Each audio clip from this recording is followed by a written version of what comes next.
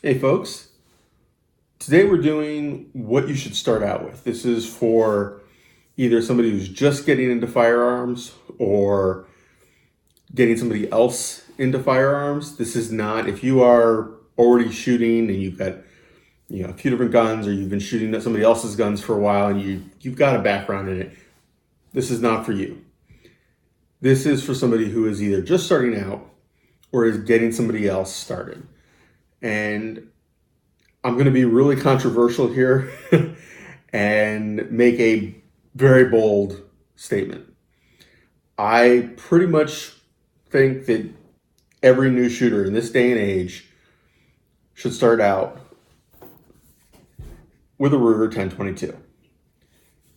Now, there are literally hundreds of other great options.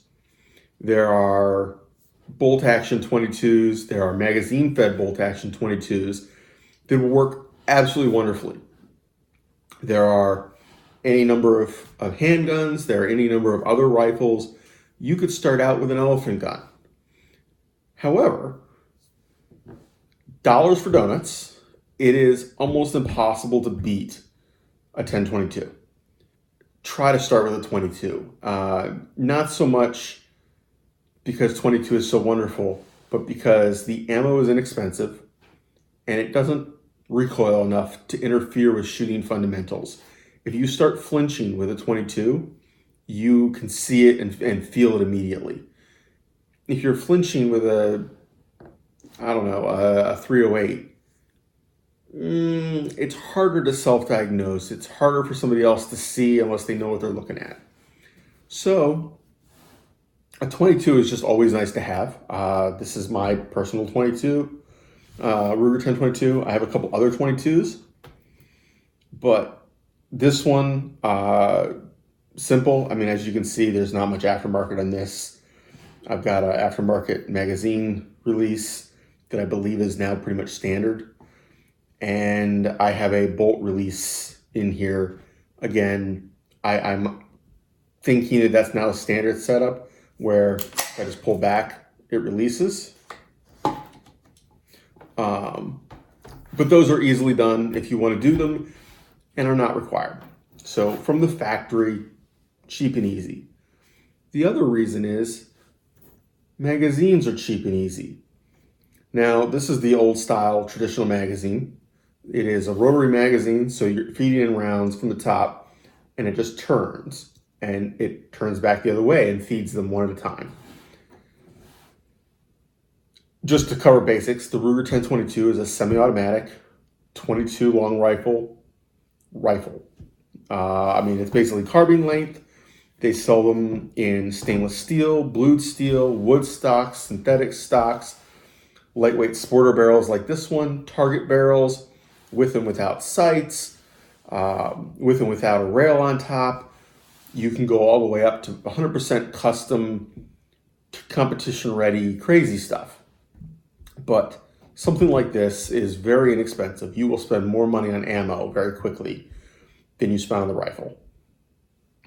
And magazines, replacement stocks, all the little stuff is cheap and easy. You can walk into a Cabela's and find everything you need, no questions asked. I mean, nobody is going to be like, oh, we'll have to special order that, or sorry, we're out of stock. If they're out of stock of 1022 magazines, or like there's no replacement stock for a 1022, the store is empty, they have stripped the shelves and they're going out of business. Most people would agree that even if it's not their particular preference, a 1022 is a good choice. I would certainly say that a good bolt action 22, meaning just not some total piece of junk, but a decent bolt action 22, excellent choice. My only reason to not go that direction is you get into things like, oh, something broke and the gunsmith has to order parts or can't even get them. Or, oh, it's a magazine fed and I need a new magazine because I don't want to do 5 rounds at a time and then sit there and be loading more rounds. Oh, magazines are $40 and I have to order it. These are anywhere from 15 to 20 or so. mostly just because they can get it. It's not really, anything special. And if you buy them used, they're cheaper. I don't like to buy these used because they do kind of wear out. You got to take them apart and clean them, and yeah. The other thing I would do, which is I do not have on mine, is I would get the scope mount if it doesn't come with it, and I would put a little red dot sight on. Now, it doesn't matter what you put, just has to be able to handle 22 caliber recoil. 22 is kind of a weird recoil, and just make sure it's something that is designed to handle that. Most of the modern ones that are not total junk will be absolutely fine, but something right here, they usually sit very low. You don't want anything up on a big mount. And practice trigger control. I mean, that is the whole purpose of a starter rifle, is to learn to line up your sight, which if you're using a red dot means put the dot on the target, and just squeeze that trigger. Keep it on target, squeeze the trigger. It takes one item out of the equation. In the old days, red dots either weren't available or they were expensive and finicky. These days, I'm not sure I would go as low as the $20 ones, but easily $50 if you want to go cheap. $100 buys a perfectly good one. $150 buys you one that I would put on one of my ARs. In fact, I have one on my AR. And I have a mount that costs more than the red dot. So I have fiber optic sights, so they work. I really like them. I think they're a very accurate setup for me. But anyway, that is option one. Now, I definitely suggest a rifle to start with, a 22 long rifle. I don't suggest starting out with a handgun. I don't suggest starting out with a centerfire rifle.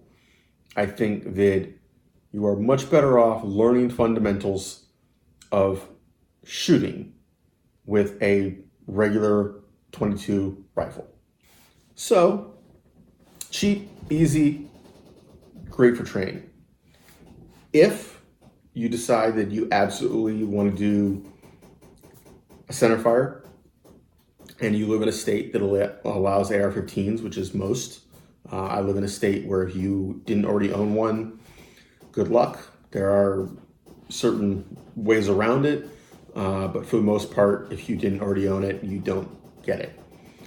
But an AR-15, they are an industry standard. They are understood and accepted through most of this country, most of the world.